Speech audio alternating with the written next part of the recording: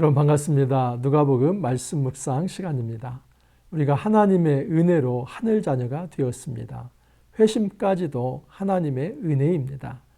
죄를 회개하고 예수 믿겠다고 하는 그 신앙 고백도 하나님께서 우리에게 선한 마음을 주셨기 때문에 가능한 것입니다. 우리가 하나님의 은혜로 구원받습니다. 이것은 명제입니다. 그런데 여러분 이 놀라운 이 신학 이것을 그릇된 방향으로 오해하고 또 잘못 사용하는 경우가 있습니다.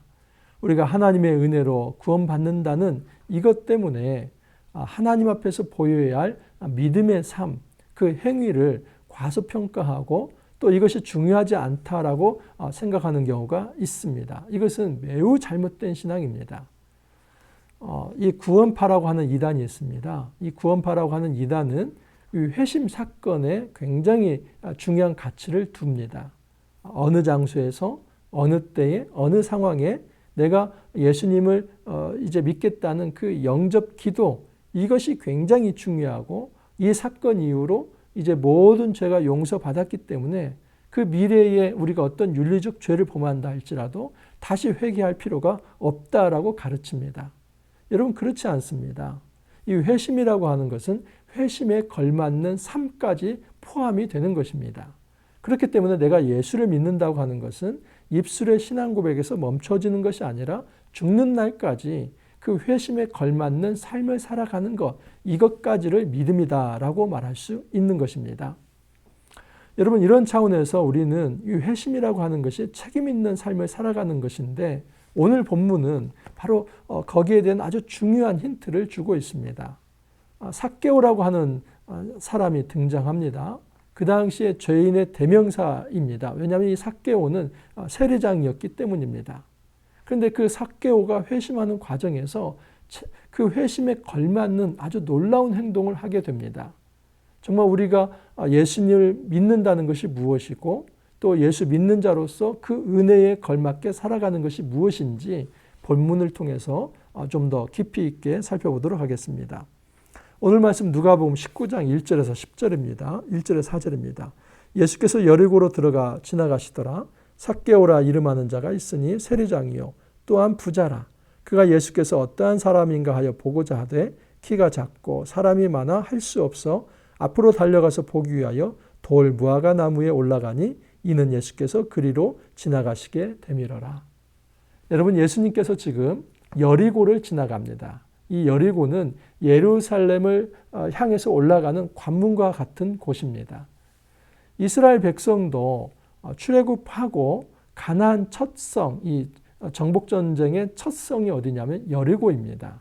이 여리고성을 첫 정복하고 그리고 아이성 그리고 중부전투, 남부전투, 북부전투를 통해서 가나안 정복전쟁이 이루어집니다. 그래서 이스라엘의 출애굽은 사실은 이 가나안 정복전쟁까지를 포함해서 완성이 되는 것입니다. 예수님께서 이 땅에 구원자로 오신 것은 특별히 이 복음서에서는 새 출애굽에 주로 소개됩니다. 지금 여리고를 지나서 예루살렘으로 올라가는 것은 예수님께서 새 출애굽을 이루실 온전한 구주라고 하는 것을 보여주고 있습니다. 그러므로 지금 이 구원사에 굉장히 중요한 이 한 장면이 이 여리고성에서 이루어진다 하는 것을 알 수 있습니다. 근데 그 여리고성에 어떤 사람이 있었냐면 삭개오라고 하는 사람이 있습니다. 이 삭개오라고 하는 말은 히브리 인명에 의하면 스가랴입니다. 약어로서 삭개 그럽니다. 그래서 이 삭개오라고 하는 사람은 히브리 의미로 의하면 의로운 자입니다. 그러니까 이름 자체가 스가랴, 얼마나 좋은 이름입니까? 의로운 자. 근데 그 의로운 자라고 하는 이 놀라운 좋은 이름과는 걸맞지 않게 그의 직업은 세리장이었습니다. 여러분 이 세리장이라고 하는 아르키텔로네스라고 하는 말은 전문 용어입니다. 신약 이 성경에서 오직 누가복음 여기에만 등장합니다.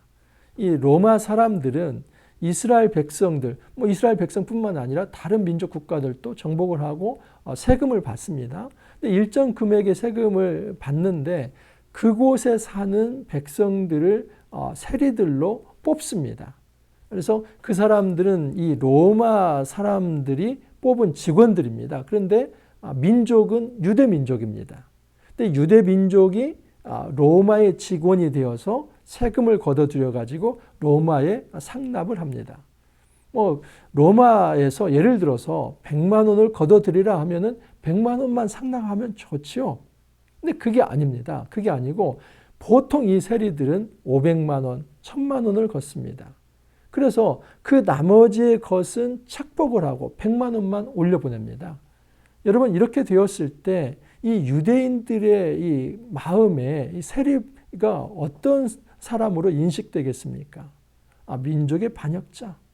그리고 이 같은 민족의 어떤 피를 빨아먹는 흡혈귀와 같은 존재, 죄인, 이방인. 그래서 여러분 유대인들은 이 세리를 경멸하고 무시하고 차별하며 그들과 같이 하려고 하지 않았습니다. 식사하는 거 그건 있을 수 없는 일입니다. 왜냐하면 세리는 죄인이기 때문입니다. 근데 단순한 세리가 아니라 지금 여기에 삭개오는 세리장입니다. 뭐 죄인 중에 괴수다라고 말할 수도 있겠지요. 유대인들이 너무나 싫어하는 존재, 경멸하고 혐오하는 존재. 이 사람이 바로 세리장 삭개오다라고 말할 수 있습니다. 근데 그 삭개오라고 하는 사람이 예수님이 그 여리고를 지나간다는 소식을 듣고 예수가 어떠한 사람인가 관심을 가지면서 그를 보고 싶어서 나와 보고 싶었던 것입니다. 그런데 예수 앞에 나아가는데 장애가 있었습니다. 두 가지 장애가 있었는데 첫 번째는 키가 작습니다. 그리고 두 번째는 사람이 너무 많습니다. 그러니까 첫 번째는 신체적 장애이고 두 번째는 사회적 장애입니다.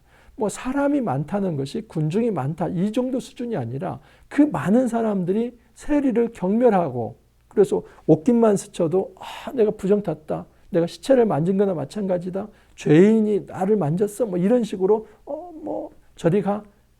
뭐 이런 사회적 장벽을 가진 자가 바로 이 삭개오입니다. 여러분 삭개오는 세리장이기 때문에 권력이 있습니다. 그리고 부자입니다. 뭐 권력이 있고 부자이면 얼마나 좋습니까? 근데 그에게도 정말 말 못할 아픔, 이 핸디캡이 있습니다. 그것은 바로 이 신체적 장애, 키가 작다는 것, 그리고 그는 이 많은 사람들이 싫어한다는 것, 왕따라고 하는 이런 어떤 사회적 어떤 장애가 있었습니다. 이중 장애를 가지고 있었습니다. 이 핸디캡이 분명합니다. 그래서 예수님을 만나보고 싶지만은 예수님이 어떤 분인가 그것을 좀 알아보고 싶지만 그 예수 앞에 나아가기에 너무나 어려운 존재가 이 삭개오다 하는 것을 알 수 있습니다. 여러분 우리에게도 이런 장애가 있지 않습니까? 우리가 남이 알지 못하는 우리의 어떤 신체적 장애, 그것이 건강의 문제일 수도 있고 또 어떤 우리의 개인의 어떤 사정일 수도 있습니다. 또는 여러분 사회적 장애가 있을 수도 있습니다. 그래서 관계의 불편함과 아픔들, 상처들, 그래서 다른 사람을 믿고 신뢰하지 못하는 이런 것들, 또 다른 사람들이 나를 볼 때 질시하고 또 증오하고 또는 멸시하고 그리고 혐오하는 그런 것이 있을 수 있습니다. 정도 차이가 있을 뿐이지 우리는 이런 개인적 어떤 이 장벽 또 사회적 장벽 이런 것이 맞물려 있어서 예수님께 나아가기 어려운 것들이 있을 수 있습니다. 여러분 우리 모두가 사실은 삭개오이지 않습니까? 그런데 이 삭개오는 예수님을 만나보기 위해서 이 무화과 나무에 올라갔다는 사실입니다. 4절을 보면 앞으로 달려가서 보기 위하여 돌 무화과 나무에 올라가니 이는 예수께서 그리로 지나가시게 됨이더라. 삭개오는 알았습니다. 예수님이 지나갈 길목을 알고 있어서 지금 그곳에 먼저 올라가서 예수님을 쳐다보고 싶었던 것입니다. 여러분 이 마음 참 귀하지 않습니까? 지금 예수님 앞에 말을 걸 수도 없는 존재입니다. 많은 사람들이 그를 싫어했기 때문에 그 군중을 파헤쳐서 그냥 예수님 앞에 나아갈 수 있는 그런 존재가 아닙니다. 그런데 멀찍이서라도 그 돌 무화과 나무 위에서라도 예수님을 바라보고 싶었습니다. 아마 삭개오는 소문을 들었을 것입니다. 지금 갈릴리 사역 아마 소문 들었을 것입니다. 그리고 갈릴리로부터 이제 예루살렘을 올라오는 그 과정에서 일어났던 일들, 기적과 예수님의 말씀 이런 것들이 다 소문을 통해서 여리고까지 전달되었을 것입니다. 그래서 삭개오는 그 예수님이라고 하는 분 한번 보고 싶었고 또 만나보고 싶었습니다. 이 삭개오에게 있어서 예수를 보고 싶은 이 동력은 무엇이냐면 호기심입니다. 그 호기심 속에서 예수를 만나보고 싶은 겁니다. 근데 여기까지가 삭개오의 일이었습니다. 삭개오가 먼저 나서서 예수님 앞에 자기의 죄를 고백한 것도 아니고 예수님 앞에 말을 거는 것도 아니고 예수님 부른 것도 아닙니다. 그는 단지 호기심을 가지고 정말 예수님이 어떤 분인가 하고 그분 앞에 좀 나아가고 싶고 그분을 보고 싶은 것 여기까지였는데 여러분 그 후에 예수님의 은혜가 베풀어집니다. 5절 이하를 보시면 예수께서 그곳에 이르사 쳐다보시고 이르시되 삭개오야 속히 내려오라 내가 오늘 내 집에 유하여야 하겠다 하시니. 여러분 삭개오가 예수님을 먼저 불렀습니까? 예수님이 삭개오를 먼저 부릅니까? 예수님께서 삭개오를 먼저 부릅니다. 놀라운 사실은 지금 삭개오와 예수님 사이에 어떤 통성명이 없었습니다. 근데 예수님은 지금 삭개오야 내려와라 이렇게 이야기를 합니다. 삭개오를 알고 있습니다. 그의 이름을 불러줍니다. 어느 누구도 이 삭개오, 이 스가랴 누구도 그렇게 불러주지 않았습니다. 왜냐하면 그는 세리장으로서 죄인의 대명사였기 때문에 의로운 자라고 그렇게 누가 불러주지 않았습니다. 근데 예수님께서 야 삭개오야 스가랴야 의로운 자여 내려오라 뭐 이런 얘기입니다. 지금 삭개오가 죄가 없다는 것이 아니라 예수님께서 지금 은혜로 부르셨다는 사실이 중요합니다. 우리가 예수님을 향해서 예수님 부르기 전에 예수님을 향한 그 호기심만 있다면 예수님을 향해서 나아가고 싶은 마음만 있다면 먼저 예수님께서 은혜의 손을 잡아주시겠다 하는 것입니다. 여러분 예수님께서 삭개오에게 무슨 얘기를 하냐면 내가 내 집에 오늘 유하겠다.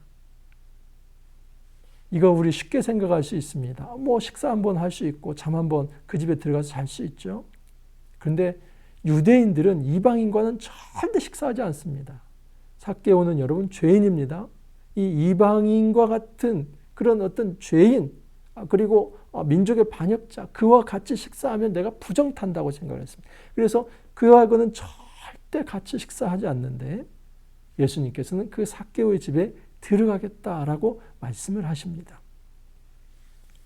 6절에 급히 내려와 즐거워하며 영접하거늘 무사람이 보고 수군거려 이르되 저가 죄인의 집에 유하러 들어갔도다 하더라. 삭개오는 즉각적으로 순종합니다. 얼마나 기다렸던 만남인지 그의 사모함과 또 호기심과 그 예수님 앞에 서고 싶은 마음이 있었기 때문에 즉각적으로 순종하고 내려옵니다. 근데 그것을 바라보는 시각은 곱지 않았습니다. 예수님께서 그 죄인의 집에 들어간다는 것은 의로우신 예수님이 부정탄다고 생각을 했던 것입니다.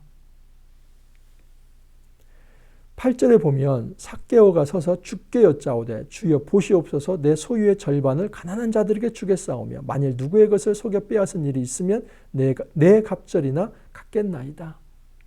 이게 굉장히 중요한 것인데요.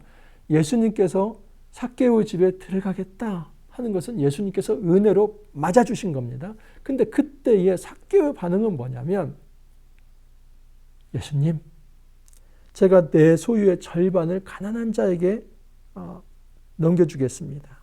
그리고 내가 누구의 것을 빼앗은 일이 있다면 내 갑절로 갚아주겠습니다. 여러분 구약에 레위기 보면은 이 5대 제사 중에 속건제라고 하는 제사가 있습니다. 5장 14절에서 6장 7절에 나타나 있는데 이 속건제는 배상제라고도 합니다. 그러니까 예를 들어서 어떤 성물을 범하면 하나님께 이제 5분의 1을 더해서 그러니까 원래의 것이 100이라고 한다면 120%를 드리는 겁니다.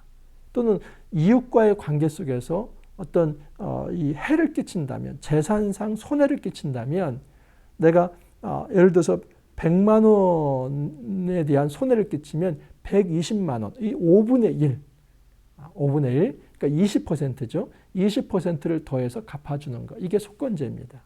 그러니까 지금 이 삭개오가 누군가에게 어떤 해를 끼쳐서 뭐 세금 문제일 수도 있습니다. 그래서 그것을 어떤 이렇게 빼앗은 것이 있다면 거기에 대해서 20%만 더 갚아주면 됩니다. 원자에. 그런데 내곱절 400%를 갚아주겠다. 이건 여러분 회심에 걸맞는 행동입니다. 우리는 많은 경우에 예수님을 믿는다는 신앙 고백이 중요하고 그 하나님께서 나를 용서하면 그걸로 끝난다고 생각합니다. 그래서 다른 사람, 이웃과의 관계 속에서 그 사람에게 아프게 했던 거, 상처를 주었던 거, 피해를 입혔던 거, 이것은 내가 용서를 받았기 때문에 그것에 대해서 어떤 책임을 지지 않아도 된다라고 생각을 합니다. 여러분, 이거 심하면 구원파입니다. 우리가 예수를 잘 믿는다고 하는 것은 정말 그 회심에 걸맞는 의로운 거룩한 삶이 따라야만 합니다. 그것은 사람을 향한 책임도 포함이 되어 있는 것입니다. 우리가 정말 하나님을 사랑한다고 하는 것은 이웃을 사랑하는 것과 맞물려 있습니다. 내가 정말 회심에 이르러서 하나님 앞에서 구원받는 존재라고 한다면 내가 누군가에게 해를 끼치고 누군가에게 아픔을 주고 상처를 준 일이 있다면 거기에 대한 진정한 회개가 일어나고 책임 있는 행동을 해야만 한다 하는 사실입니다. 삭개오는 그 세리장으로서 자기가 잘못한 것을 회개하는 것입니다. 이런 차원에서 예수님이 삭개오의 집에 들어가는 것은 그 죄를 방관하는 행동이 아닙니다. 그러니까 삭개오가 회개하지도 않는데 그걸 받아들이는 그거 아닙니다. 먼저 은혜를 베풀어서 삭개오 이름을 부르시고 그리고 그의 회심, 그 회심에 걸맞는 행동을 받으셔서 이제 구원을 선포하십니다. 9절을 보면 예수께서 이르시되 오늘 구원이 이 집에 이르렀으니 이 사람도 아브라함의 자손이미로다. 인자가 온 것은 잃어버린 자를 찾아 구원하려 함이니라.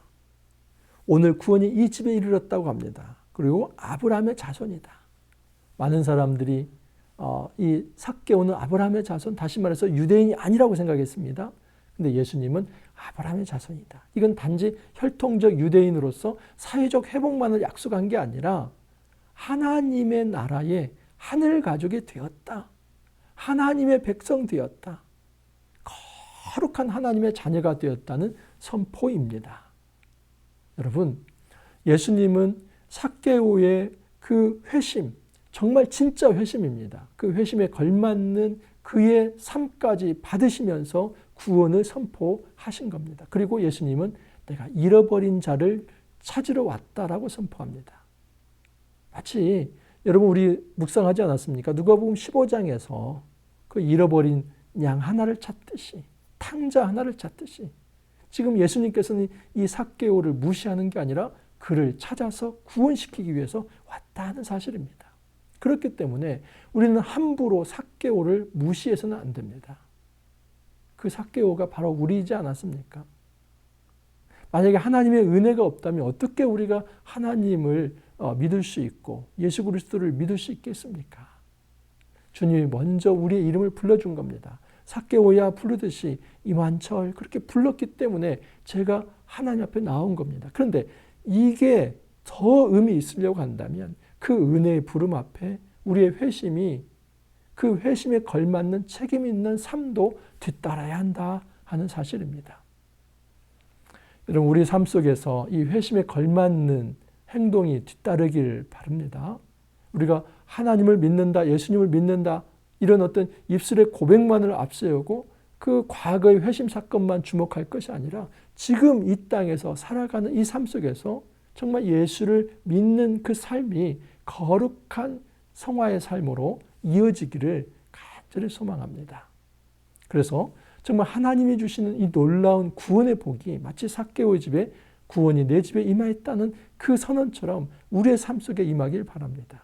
우리의 가정에 또 우리의 공동체에 우리의 사회에 이 하나님의 구원의 선포가 임하여서 그곳에 진정한 생명과 평화가 거룩하게 일어나기를 간절히 소망합니다. 함께 기도합니다. 주님 감사합니다. 회심에 걸맞는 삶을 지금도 요구하시며 그것을 믿음이라고 주님께서 가르쳐 주십니다. 주님 우리가 이 땅을 살아가면서 단지 입술만의 고백에서 끝날 것이 아니라 신앙 고백에 걸맞는 진정한 거룩한 삶이 있을 수 있도록 도와 주옵소서. 하나님의 은혜에 감격하며 그 은혜에 감사하면서 좀 더 하나님 앞에 거룩한 삶을 살기 위해 우리가 부단히 노력할 수 있도록 주님 축복하여 주옵소서. 이 모든 과정도 성령께서 다스려 주시고 기름 부어 주셔서 단지 우리의 의지만의 행동이 아니라 또 우리의 열정만의 행동이 아니라 하나님의 은혜 속에서 이 거룩한 삶 살아갈 수 있도록 주님 축복하여 주옵소서. 감사하고 예수님 이름으로 기도합나이다. 아멘. 여러분, 황사가 있습니다. 마스크 잘 하시고 또 이 환절기 일교차가 심한데 또 건강 유의하시고 오늘 하루도 주 안에서 복되고 평안하기를 간절히 소망합니다. 여러분 하루 화이팅 하시고 잘 지내시고 또 내일 찾아뵙도록 하겠습니다. 감사합니다.